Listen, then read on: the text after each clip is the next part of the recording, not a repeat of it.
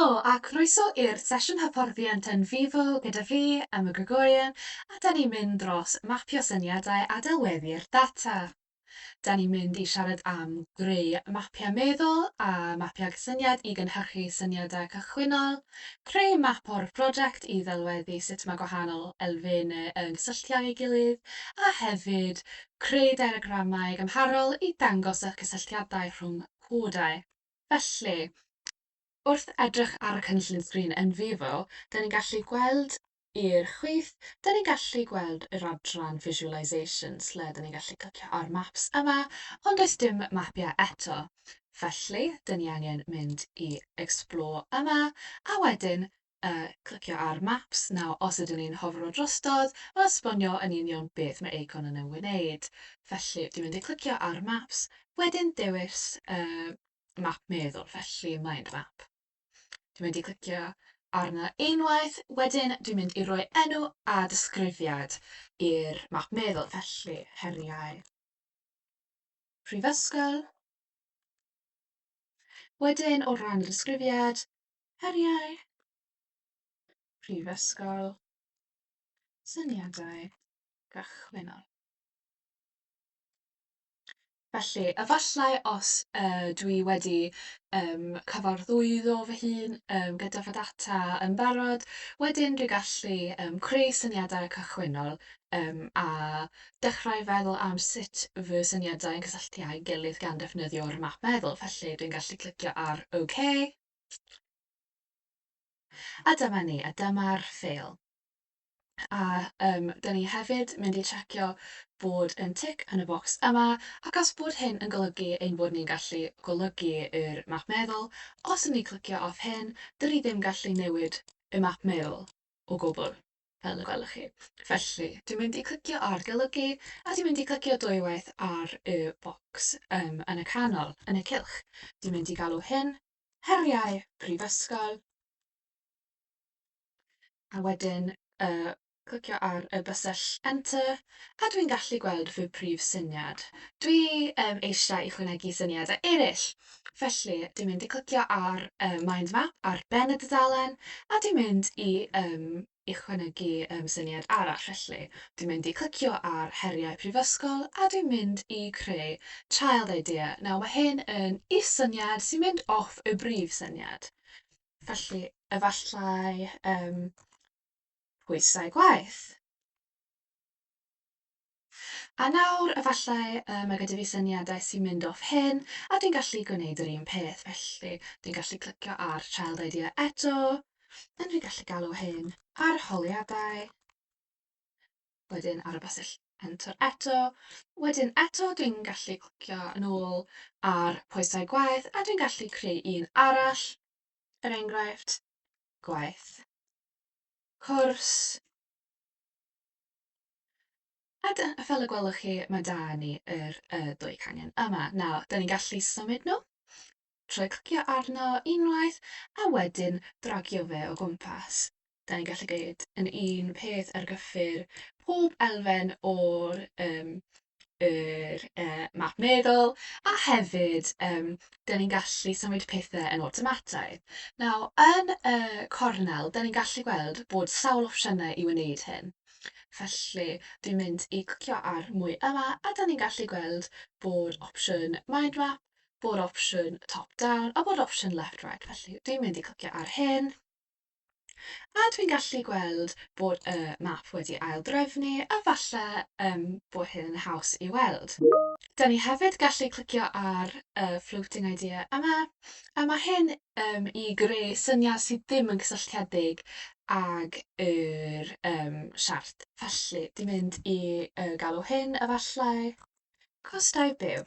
Ac os dwi ddim yn siŵr sut mae'n cysylltu ag yr heriau prifysgol, ond mae'n bendant rhywbeth sy'n effeithio ar myfyrwyr, er enghraifft, neu sydd wedi dod i'r amlwg yn y testun. Nawr, dyna sut dyn ni'n gwneud map meddwl gyda un cangen. Os dwi eisiau creu cangen arall, dwi'n gallu clicio eto ar y prif eicon, a dwi'n gallu creu syniad arall ar yr un lefel. Felly, ydych chi'n gallu gweld bod pwysau gwaith ar un newydd ar yr un lefel. Felly, Dwi'n gallu ysgrifennu unigrwydd efallai yma. A wedyn clicio off i greu'r cangen. Efallai dwi eisiau ail-trefnu hyn, felly dwi'n mynd i clicio yn y cornel eto. A dwi'n gallu gweld bod y map wedi ail-drefnu.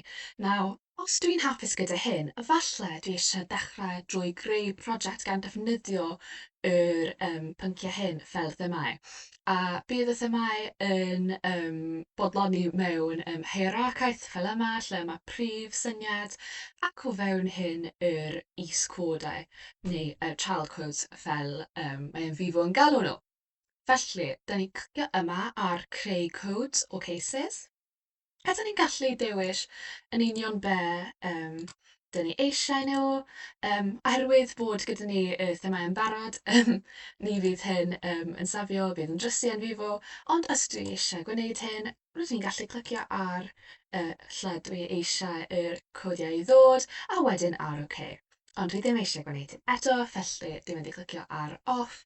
Nawr mae opsiwn arall, os ydych chi'n stryglo gweld y map neu eisiau gweld tu hwnt yr cynllun sgrin, dwi'n gallu clicio ar undock yma.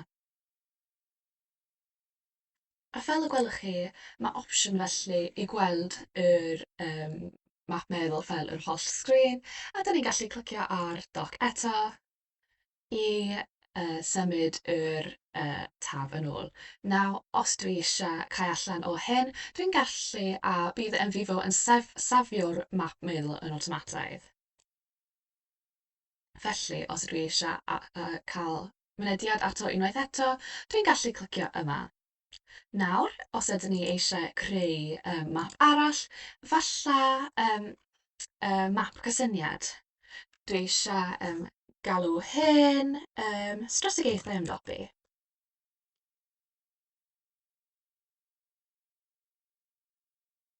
Wedyn clicio ar OK. A fel y gwelwch chi, mae da ni map arall. Nawr, mwyn creu map cysyniad, da ni eisiau creu eitemau sy'n cysylltiedig ag y prosiect.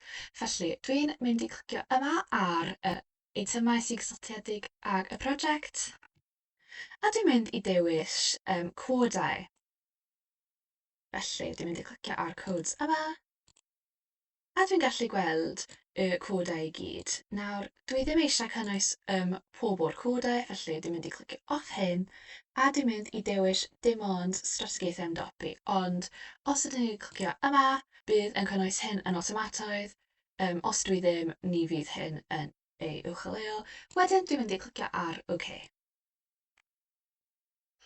Felly, fel y gwelwch chi, mae da ni yr syniadau a'r codau ar y map. Ond maen nhw mewn trefn weddol syml, felly dwi'n mynd i symud nhw o gwmpas trwy clicio arnyn nhw a wedyn i ddragio. Felly, dwi'n mynd i symud nhw o gwmpas eto, ac eto. Ac unwaith eich bod chi'n hapus gyda hyn, da ni'n gallu dechrau creu cysylltiadau rhwngddyn nhw. Felly, dwi'n mynd i clicio ar connector yma, a nawr dwi'n gallu creu saethau rhwngddyn nhw. Felly, trwy clicio ar yr un gyntaf, dwi'n gallu tynnu saeth i'r syniad arall. Dwi'n gallu efallai gwneud syniadau rhwng y pethau eraill. Nawr, os dwi eisiau gwneud saeth sy'n fynd y dwy ffwrdd, dwi'n gallu clicio ar Change Connector a newid hyn at Symmetrical. A fel y gwelwch chi nawr, mae da ni saeth sy'n mynd y ddwy ffwrdd. Allai hyn fod yn defnyddiol o ran mapio sut ydych chi'n meddwl bydd y codau yn fynd at ei gilydd. Mae hyn yn syniad hefyd i dechrau gyda codau cychwynnol, efallai ar ôl codio ar eich drafft gyntaf. Nawr, eto, dwi'n mynd i clicio'r croes i cau'r ffeil, ond bydd yn Vivo yn ei safio yn awtomataidd. Nawr hefyd, da ni'n mynd i fynd ar Explore unwaith eto, a da ni'n mynd i greu map o'r prosiect. Nawr, dwi'n mynd i galw hyn map o'r prosiect, ac os fy mod i eisiau cadw hyn eitha eang, Felly dwi'n mynd i clicio ar OK, a ti'n gallu gweld eitemau'r prosiect yma. Nawr, dyn ni'n gallu ychwanegu pethau trwy clicio ar Add Project Items yma, neu mae ffordd arall o wneud hyn yw clicio ar pethau yma a i'r chwith, a ydych chi'n gallu dragio'r eitemau o fewn y ffeil. Felly, er enghraifft, os ydw i eisiau symud hyn across wedyn, dwi'n gallu uwcholeuo pob un ohonyn nhw, a dwi'n gallu dragio nhw yma. Felly, ydych chi'n gallu gweld y tri cod yma, ond dwi'n hefyd gallu, wrth clicio yma, clicio ar Project Map, a dwi'n gallu ychwanegu pob peth. Nawr, dwi eisiau ychwanegu lot o bethau yma, felly dwi'n mynd i dewis yr opsiwn Add Project Items, achos bod yn tipyn bach yn gyflymach. Nawr, dwi'n mynd i dewis codau, dwi eisiau dewis achosion, felly cyfranogwyr i gyd. Dwi hefyd eisiau dewis sut mae setiau statig yn cysylltu ag yr gweddill y ddata. Wedyn, dwi'n mynd i clicio ar OK. Wedyn, fel y gwelwch chi, mae hyn yn tipyn bach yn llanas. Da ni'n gallu gweld llawer o pethau, ond da ni ddim rili gallu gweld sut mae pethau yn cysylltu ag ein gilydd. Felly, dwi'n mynd i sgrolio allan i weld y peth, a dwi'n gallu clicio a dragio'r eitemau, ond alla hyn eto cymryd tipyn bach o amser. Wrth gwrs, mae'n opsiwn, ond hefyd, da ni'n gallu dewis opsiynau eraill yma Vivo yn defnyddio yn awtomatau. Felly, er enghraifft, da ni'n gallu dewis yr opsiwn gyntaf, sydd hyn, a fallai bod hyn yn fwy ddryslyd a da chi eisiau wneud hyn eto. Fy hoff yw directed fel arfer. Ydych chi'n gallu hefyd golygu yr cysylltiad awtomataidd ar delwedd. Nawr, alla hyn fod yn defnyddiol iawn o ran gweld sut eich data yn cysylltu ag ein gilydd. Wrth gwrs, dim ond codau, gyfweliadau a cyfranogwyr yw hyn, felly ydych chi'n gallu gweld, os ydw i sgrolio mewn y cyfweliadau yma, da ni'n gallu gweld y codau yma ac y child codes wedyn yma. Da ni hefyd gallu gweld yr achosion yma, felly cyfranogwr 1, cyfranogwr 2, a mae wneud y peth mewn trefn sy'n gwneud sens. Nawr, os ydyn ni eisiau exportio un o'r mapiau hyn, da ni'n gallu clicio ar rannu, a wedyn export yma. Da ni'n gallu clicio ar export neu Ctrl+Shift+E, a da ni'n gallu safio yr prosiect fel JPEG sy'n llun o fewn ei ffeiliau. Ond dwi'n hapus gyda hyn. Wedyn dwi'n gallu clicio ar y croes a bydd yn Vivo yn safio hyn o fewn y prosiect yn awtomataidd eto. Nawr, da ni'n mynd i symud ymlaen i greu delweddau. Felly, dwi'n mynd i clicio ar Explore unwaith eto, a dwi'n mynd i clicio ar Diagrams. Dwi'n mynd i clicio ar Cymharu codau, a dwi'n mynd i dewis codau fy mod i eisiau gymharu. Felly, mae syniad i defnyddio daith yma weddol eang, felly mi fyswn ni argymell dewis 2 parent codes yn y hierarchaeth. Felly, dwi'n mynd i dewis strategaethau ymdopi a heriau. Wedyn, dwi'n mynd i clicio ar OK, a bydd yn Vivo yn creu'r map. Felly, fel y gwelwch chi yma, mae da ni'r pethau sydd y 2 cod yn gyffredin. Felly, dyn ni'n gallu gweld bod mae gan cyfweliad 1, cyfweliad 2, cyfweliad 3 a cyfweliad 4 ddau a codau o fewn strategaethau ymdopi a heriau, ond does dim cyfeiriadau neu codau sy'n gysylltiedig rhwng cyfweliad 5 a heriau. Dim ond strategaethau ymdopi. Da ni hefyd gallu gweld y cyfranogwyr sy'n gysylltiedig, ond alla hyn fod yn fwy defnyddiol os ydych chi'n gwneud grŵp ffocws er enghraifft, eisiau gweld pa gyfranogwyr sy'n gysylltiedig ag rhai themau penodol. Felly, os dwi eisiau allforio hyn, da ni'n gallu clicio ar Export, a da ni'n gallu clicio ar Export unwaith eto, neu Ctrl+Shift+E, a dwi'n gallu gwneud yr un peth. Ond dwi'n hapus gyda hyn.